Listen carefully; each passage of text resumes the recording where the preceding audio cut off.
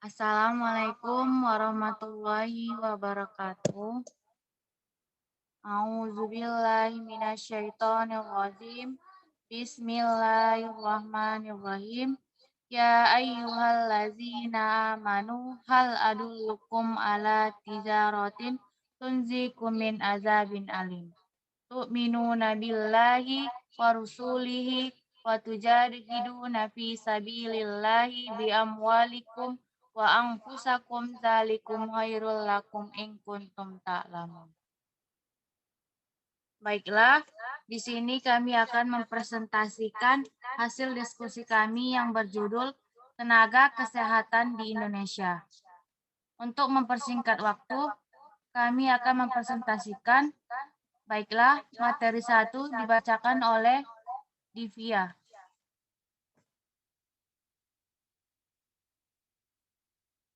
Baiklah, terima kasih moderator. Selanjutnya saya akan membacakan definisi tenaga kesehatan. Tenaga kesehatan adalah semua yang bekerja secara aktif dan profesional di bidang kesehatan, baik yang memiliki pendidikan formal, kesehatan maupun tidak, yang untuk jenis tertentu memerlukan kewenangan dalam melakukan upaya kesehatan. Dalam sistem kesehatan nasional atau SKN, tenaga kesehatan merupakan pokok dari sistem SDM kesehatan, yaitu tatanan yang menghimpun berbagai upaya perencanaan, pendidikan dan pelatihan, serta pendayagunaan kesehatan secara terpadu dan saling mendukung, guna menjamin tercapainya derajat kesehatan masyarakat yang setinggi-tingginya. Unsur utama dari sistem ini adalah perencanaan, pendidikan dan pelatihan, dan pendayagunaan tenaga kesehatan.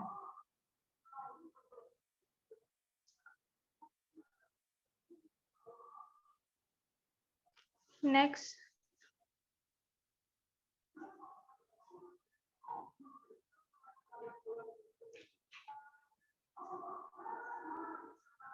Perencanaan kebutuhan tenaga kesehatan. Yang dimaksud dengan perencanaan tenaga kesehatan adalah upaya penetapan jenis, jumlah, dan kualifikasi tenaga kesehatan sesuai dengan kebutuhan pembangunan kesehatan. Perencanaan tenaga kesehatan diatur melalui Peraturan Pemerintah Nomor 32 Tahun 1996 tentang tenaga kesehatan. Perencanaan nasional tenaga kesehatan disusun dengan memperhatikan jenis pelayanan yang dibutuhkan, saran kesehatan, serta jenis dan jumlah yang sesuai. Perencanaan nasional tenaga kesehatan ditetapkan oleh Menteri Kesehatan. Sebagai turunan dari peraturan pemerintah tersebut tentang diterbitkan beberapa keputusan Menteri Kesehatan atau Kemenkes nomor 850/Menkes/SK/12/2000 tahun 2000. Antara lain mengatur tentang kebijakan perencanaan tenaga kesehatan untuk meningkatkan kemampuan para perencanaan pemerintah, masyarakat, dan semua profesi semua ditingkatkan. Kemenkes nomor 81/Menkes/SK/1/2004 tahun 2004 antara lain mengatur tentang pedoman penyusun perencanaan sumber daya kesehatan di tingkat provinsi, kabupaten atau kota, serta rumah sakit. Pada Kemenkes tersebut disediakan pula menu tentang metode perencanaan tenaga kesehatan untuk dipilih sesuai dengan kemauan dan kemampuan. Baiklah, saya kembalikan kepada moderator.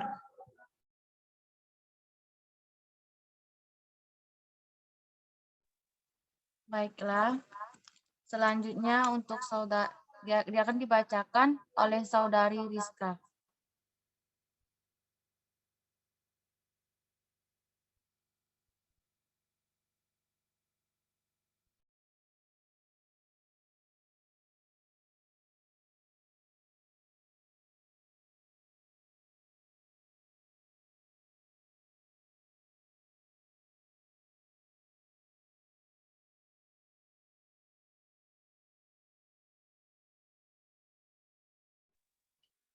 Terima kasih saya ucapkan kepada moderator. Dalam hal perencanaan kebutuhan tenaga kesehatan, terdapat 4 metode penyusunan yang dapat digunakan. Yang pertama yaitu Health Need Method, yaitu perencanaan kebutuhan tenaga kesehatan yang didasarkan atas epidemiologi penyakit utama yang ada pada masyarakat. Yang kedua, Health Service Demand, yaitu perencanaan kebutuhan tenaga kesehatan yang didasarkan atas permintaan akibat beban pelayanan kesehatan. Yang ketiga, Health Service Target Method, yaitu perencanaan kebutuhan tenaga kesehatan yang didasarkan atas sarana pelayanan kesehatan yang ditetapkan, misalnya puskesmas dan rumah sakit. Yang terakhir ada Ratios Method, yaitu perencanaan kebutuhan tenaga kesehatan yang didasarkan pada standar atau rasio terhadap nilai tertentu.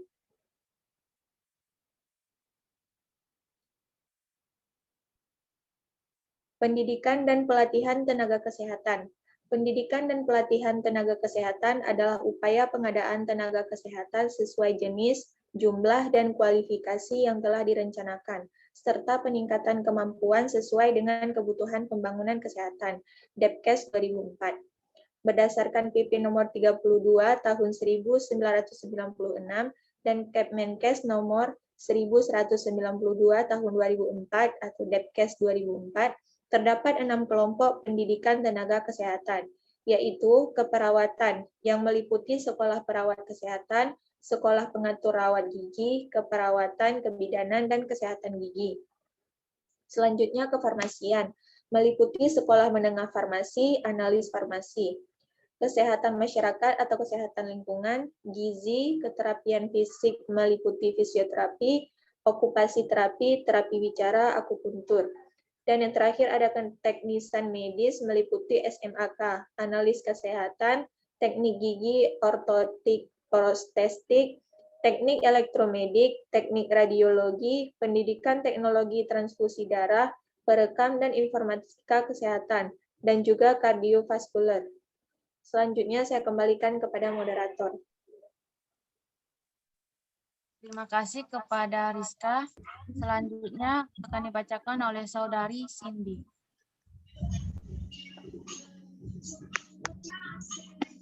Terima kasih kepada moderator. Selanjutnya saya akan membacakan yaitu jumlah institusi pendidikan tenaga kesehatan.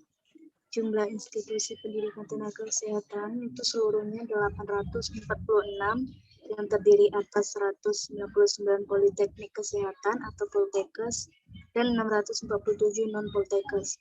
Menurut kepemilikannya, 32 institusi milik pemerintah pusat, 102 milik pemerintah daerah, 34 milik TNI, dan bagian terbesar ada 511 adalah milik swasta. Jumlah peserta didik seluruhnya sebanyak 146.220 orang dan terdiri dari 36,387 peserta didik poltekkes dan 109,833 non-poltekkes. Next. Adapun pendayagunaan tenaga kesehatan adalah upaya pemerataan, pembinaan, dan pengawasan tenaga kesehatan. Beberapa permasalahan klasik dalam pendayagunaan tenaga kesehatan itu antara lain, yang pertama, kurang serasinya antara kemampuan produksi dengan pendayagunaan. Yang kedua, penyebaran tenaga kesehatan yang kurang merata. Yang ketiga, kompetensi tenaga kesehatan kurang sesuai dengan kebutuhan pelayanan kesehatan. Yang keempat, pengembangan karir kurang berjalan dengan baik. Yang kelima, standar profesi tenaga kesehatan belum terumuskan dengan lengkap. Dan yang terakhir, sistem penghargaan dan sanksi tidak berjalan dengan semestinya.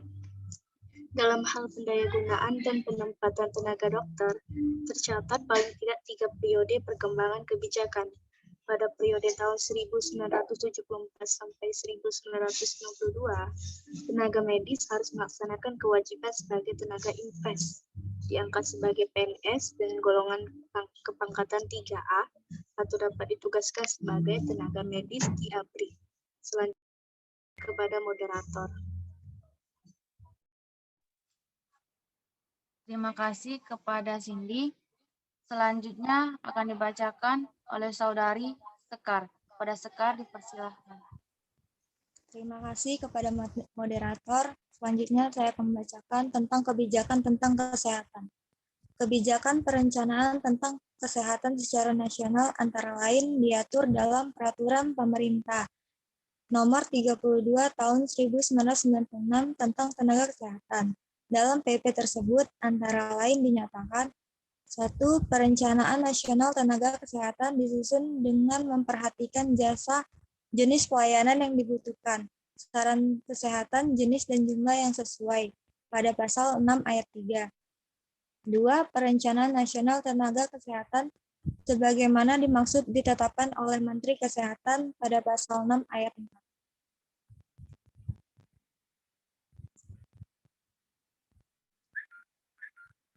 Kebijakan pemerintah tentang perencanaan SDM kesehatan ditetapkan melalui Kepmenkes nomor 81/Menkes/SK/1/2004 tentang pedoman penyusun perencanaan sumber daya manusia kesehatan di tingkat provinsi, kabupaten, atau kota, serta rumah sakit.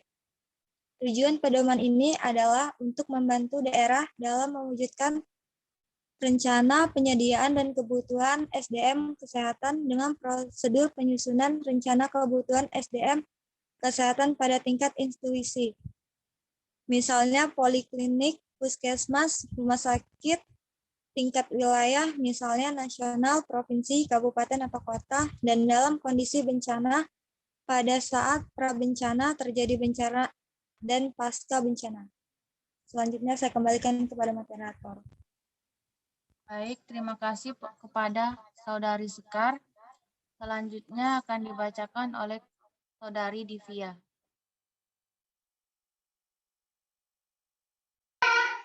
Terima kasih kepada moderator.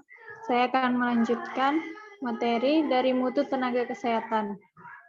Secara umum, kebijakan tentang tenaga kesehatan khususnya yang berkaitan dengan kualitas atau mutu antara lain dapat dilihat pada Peraturan Pemerintah atau PP Nomor 32 Tahun 1996 tentang Tenaga Kesehatan. Dalam Peraturan Pemerintah ini antara lain dinyatakan 1. Tenaga kesehatan wajib memiliki pengetahuan dan keterampilan di bidang kesehatan yang dinyatakan dengan ijazah dari lembaga pendidikan, pasal 3, dan yang kedua, setiap tenaga kesehatan dalam melakukan tugasnya berkewajiban untuk mematuhi. Baiklah, saya kembalikan kepada moderator. Baiklah, terima kasih kepada Saudari Divya. Selanjutnya akan dibacakan oleh Saudara Rizka. Terima kasih kepada moderator. Saya akan melanjutkan tentang mutu tenaga kesehatan. Standar Profesi Tenaga Kesehatan Pasal 21 dalam Sistem Kesehatan Nasional atau SKN tahun 2004, khususnya dalam subsistem sumber daya manusia kesehatan. Antara lain dinyatakan bahwa pembinaan dan pengawasan praktek profesi dilakukan melalui sertifikasi, registrasi, uji kompetensi, dan pemberian lisensi. Institusi atau lembaga yang melaksanakan kegiatan tersebut adalah sebagai berikut. Yang pertama, sertifikasi dilakukan oleh institusi pendidikan. Yang kedua, registrasi dilakukan oleh Komite Registrasi Tenaga Kesehatan. Yang ketiga, uji kompetensi dilakukan oleh masing-masing organisasi profesi. Dan yang terakhir, pemberian lisensi dilakukan oleh pemerintah. Saya kembalikan kepada moderator. Baik, terima kasih kepada Rizka. Selanjutnya, saya akan membacakan kesimpulan saya sendiri. Secara nasional dilihat dari rasio terhadap jumlah penduduk tenaga kesehatan di Indonesia. Mencukupi jika dibandingkan dengan negara-negara tetangga, rasio ini juga masih jauh tertinggal sebagai besar tenaga kesehatan berlokasi di Jawa dan Bali. Namun jika dilihat dari rasio per penduduk, khususnya untuk tenaga dokter umum, rumah sakit, dan puskesmas, distribusinya lebih menyebar. 3 provinsi dengan rasio tertinggi adalah Kalimantan Timur, Kalimantan Tengah, dan Bali. Sedangkan 3 provinsi dengan rasio terendah adalah Jawa Barat, Banten, dan NTB. Kebijakan nasional tentang tenaga kesehatan telah disusun dalam bentuk peraturan perundang-undang meliputi aspek perencanaan kebutuhan, pengadaan, serta penempatan. Daerah juga telah melakukan perencanaan untuk hampir semua jenis tenaga. Namun, lebih dari separuh kabupaten atau kota lokasi kajian tidak menerapkan Kemenkes nomor 61 2004 mengenai pedoman perencanaan dengan alasan utama kurangnya sosialisasi, terbatasnya data dan informasi, dan terbatasnya kapasitas perencanaan. Pada kabupaten yang menggunakan pedoman dua metode, yang paling banyak digunakan adalah ratio method dan health service damage method. Terdapat kesenjangan antara jumlah di 46% kabupaten atau kota dan jenis 36% kabupaten atau kota tenaga yang diusulkan dengan formasi yang tersedia.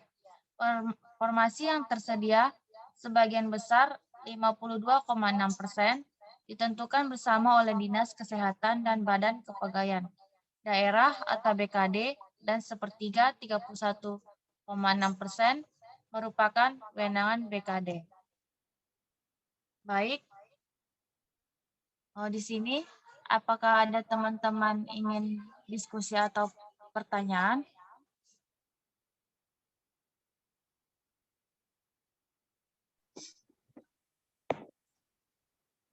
Siska ingin bertanya nih, Seri.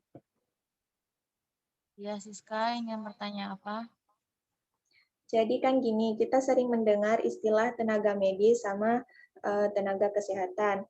Apakah ada perbedaan di antara tenaga medis sama tenaga kesehatan? Terima kasih, Seri. Baik, Siska.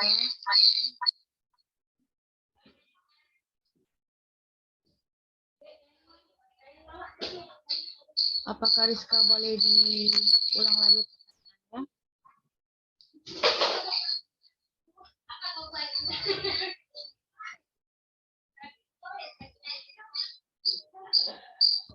Rizka bisa diulang pertanyaannya?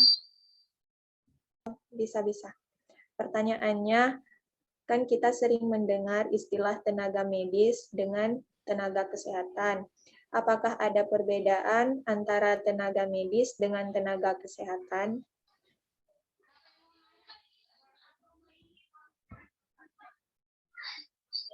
Baik, saya akan menjawab pertanyaan oleh saudara Yosa.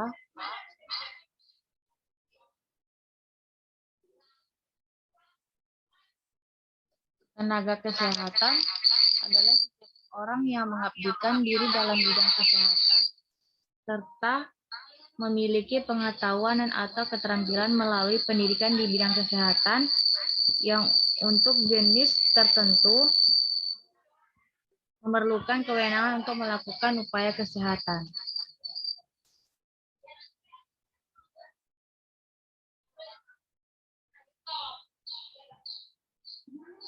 Apakah oleh saudara Rizka sudah paham? Ya, sudah paham. Makasih, Seri. Iya, sama-sama. Apakah ada lain ingin bertanya? Lalu di tenaga kesehatan dapat dikelompokkan ke dalam tenaga-tenaga apa saja ya? Apa saudara yang lain bisa menjawab dari pertanyaan oleh Divya? Izin saya biar sekarang jawab pertanyaan Divya. Jadi, dalam tenaga kesehatan itu dapat dikelompokkan dalam tenaga psikologi klinik, tenaga kefarmasian, tenaga kesehatan lingkungan, tenaga kesehatan masyarakat, dan tenaga kesehatan lainnya. Apa bisa diterima, Divya? Iya, bisa. Terima kasih, Sekar. Ya, sama-sama. Baik, sekian hasil diskusi kita. Apakah ada yang ingin bertanya lagi?